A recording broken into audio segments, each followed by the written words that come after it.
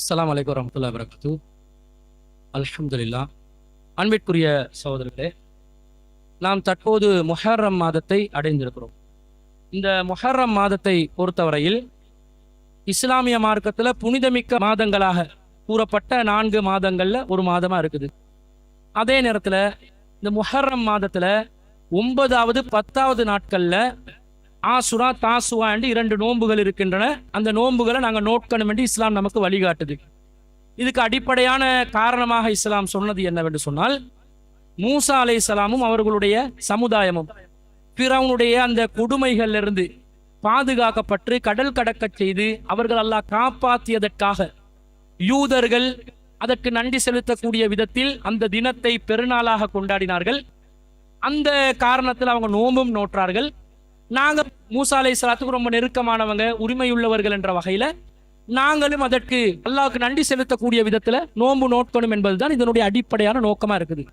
ஆனால் இப்போ என்ன செய்கிறாங்கண்டா, இந்த முஹர்ரம் மாதத்தில் நாங்கள் ஆசுராவை எதுக்காக கொண்டாடுறோம் என்ற பேரில் அந்த நோக்கமே அறியாமல் பலவிதமான காரணங்களை முன்வைத்து ஆசுரா தினத்தில் நோன்பு நோக்கக்கூடிய ஒரு நிலைக்கு முஸ்லிம் சமூகம் இருக்கிறது. எந்த அளவுக்கெல்லாம் சொல்றாங்கன்னு சொன்னா, இந்த ஆசுரானால தான் ஆதம் அலைஹிஸ்ஸலாத்துடைய பாவங்கள் எல்லாம் மன்னிக்கப்பட்ட நாள் என்று சொல்லுவாங்க. அதே போன்று இத்ரீஸ் அலைஹிஸ்ஸலாத்து அல்லாஹ் வானத்துல உயர்த்தி அப்படி சொர்க்கத்துக்குள்ள அல்லாஹ் அனுப்பிட்டான். திரும்ப வந்து சொர்க்கத்துல இருந்து வெளியாக்கல், அப்படியே சொர்க்கத்துல தான் அவர் வாழ்ந்து கொண்டிருக்கிறார் என்று இவங்கெல்லாம் ஒரு கட்டுக்கதை ஒன்றை உருவாக்கி அதை நம்பி இதுக்காகத்தான் அந்த ஆசுரா நாள்ல தான் இத்ரீஸ் அலைஹிஸ்ஸலாத்து அல்லாஹ் சொர்க்கத்துக்கு அனுப்பினான் என்று சொல்றாங்க. அதே போன்று இப்ராஹிம் நபி அலைஹிஸ்ஸலாம் அவர்கள் பிறந்த நாள் ஆசுரா நாள். அது போன்று இப்ராஹிம் நபி அலைஹிஸ்ஸலாத்து அல்லாஹ் ஹலீலாக்கினதும் இந்த நாள்ல தான். நெருப்பு குண்டத்துல இப்ராஹிம் நபி அலைஹிஸ்ஸலாத்தை போட்டு நோவினை செஞ்சாங்களே, தண்டனையை கொடுத்தாங்களே, அதுவும் இந்த நாள் தான் என்று சொல்றாங்க. அதே போன்று தாவூத் அலைஹிஸ்ஸலாம் அவர்கள் ஒரு தவறு செய்ததாக குர்ஆன் சொல்லுது. அந்த தவறுக்கு பாவ மன்னிப்பு வழங்கப்பட்ட நாள் இதுதான். சுலைமான் நபி அலைஹிஸ்ஸலாத்துக்கு அல்லாஹ் ஆட்சியை கொடுத்த நாள். அதே போன்று ஈசா அலைஹிஸ்ஸலாம் அவர்கள் சிலுவையில் அறையப்படுவதற்காக அவர்கள் அலைந்த நேரத்தில் அல்லாஹ் வானத்தை நோக்கி உயர்த்தி கொண்ட நாள். அதே போன்று யூனுஸ் அலைஹிஸ்ஸலாத்தை மீண்ட வயிற்றிலிருந்து வெளியெடுத்து பாதுகாத்த நாள் என்று நபிமார்களோட வரலாறுல என்னென்னலாம் வரலாற்று குறிப்புகள் நடந்திருக்குதோ, முக்கியமான கண்டென்ட் எல்லாம் எது நடந்திருக்குதோ அதெல்லாம் இந்த நாள்ல நடந்த மாதிரி ஆக்கி வச்சுட்டாங்க. சொல்றாங்க, இந்த கருத்தெல்லாம் யாரு சொல்லி இருக்கிறாங்க தெரியுமா? மெய்நிலை கண்ட ஞானி மாநபியின் திருப்பேரர் ஹைசுல் ஆலம் முஹியத்தீன் அப்துல் காதர் ஜீலானி ரஹ்மத்துல்லாஹி அலைஹி தான் இதை அவங்களுக்கு சொல்லி தர்றாங்களா. அவர் யாரு? அல்லாவா? அல்லாவுடைய தூதரா? அவர் ரசூலோட காலத்துல வாழ்ந்தவரா? அவர் சொன்னது நமக்கு மார்க்கமாகுமா? ஆகாது. இது மாத்திரம் இல்லாமல் இன்னும் பல விஷயங்களை நபி ஸல்லல்லாஹு அலைஹி வஸல்லம் அவங்க சொன்னதாகவே இவங்க சில கதைகளை போட்டு சொல்றாங்க. என்ன சொல்றாங்க? அல்லாஹ் தஆலா விண்ணையும் மண்ணையும் மலைகளையும் கடல்களையும் கோள்களையும் அரிசையும் பல விஷயங்களை படைச்ச நாள் தான் இந்த ஆசுரா நாள். உலகத்தை அழிக்க போற நாளும் ஆசுரா நாள் தான். ஆதம் அலைஹிஸ்ஸலாத்தை படைச்ச நாள் ஆசுரா நாள் தான் என்று பலவிதமான விஷயங்கள் இஸ்லாமிய மார்க்கத்துல இதெல்லாம் முக்கிய நிகழ்வுகளா சொல்லப்படுமோ அது எல்லாத்தையும் தூக்கி ஆசுரா நாள்ல போட்டு சொல்லுவாங்க.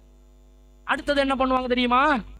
நபி ஸல்லல்லாஹு அலைஹி வஸல்லம் அவருடைய பேர குழந்தை ஹுசைன் ரலியல்லாஹு அன்ஹு அவர்கள் படுகொலை செய்யப்பட்டார்களே, அந்த படுகொலை செய்யப்பட்ட நாளுக்காக வேண்டி நாங்க வந்து கவலையை அனுஷ்டிக்கணும். அந்த கவலையை அனுஷ்டிப்பதற்காகத்தான் ஆசுரா தினம் ஏற்படுத்தப்பட்டிருக்குது ஏன்னா அந்த நாள்ல முஹர்ரம் 10ல தான் அவங்க படுகொலை செய்யப்பட்டதாக ஒரு தகவலை வச்சிருக்கிறாங்க. அதுக்காகத்தான் நாங்க கவலையை வெளிப்படுத்துறதுக்கு ஆசுராவை கொண்டாடுறோம் என்று ஷியாக்கள் எதை கருத்தா சொல்றாங்களோ அந்த கருத்தை அப்படியே உள்வாங்கி சுன்னத்துல் ஜமாத் என்று சொல்லக்கூடியவங்களும் சொல்வதை பார்க்கிறோம். இதுக்காக ஆசுரா தினமாண்டு கேட்டா இதுக்காக கிடையவே கிடையாது. இந்த நோக்கங்களுக்காக வேண்டி நீங்க ஆசுரா நாள்ல நோன்பு பிடிச்சா அதனுடைய முழுமையான ஃபாயிதாவை நீங்க அடைஞ்சு கொள்ள மாட்டீங்க. ஆசுரா எதுக்காக என்று சொன்னா, நபி ஸல்லல்லாஹு அலைஹி வஸல்லம் வந்து ஆசுராவை 2 கட்டங்கள்ல நோன்பு பிடிச்சிக்கிறாங்க. ஆசுரா நோன்பு மக்கால காபத்துள்ளால அவங்க திரைச்சீலை இருக்குதே, காபத்துள்ளாட திரை, அந்த திரை மாத்தக்கூடிய நாளாக முஹர்ரம் 10ஆம் தேதியை வச்சிருந்தாங்க மக்கால. அந்த நாள்ல மக்காவாசிகள் என்ன செய்வாங்க? முஸ்லிம்கள் அல்ல, மக்காவாசிகள் நோன்பு நோக்கிற ஒரு பழக்கத்துல இருந்தாங்க. அதுல காபத்துல்லா கூடிய அந்த கண்ணியத்தின் காரணமாக ரசூல் ஸல்லல்லாஹு அலைஹி வஸல்லம் ஆசுரா நோன்பு பிடிச்சதாக ஒரு செய்தி வருது. அதே போன்று ரசூல் ஸல்லல்லாஹு அலைஹி வஸல்லம் மதீனாக்கு வர்றாங்க.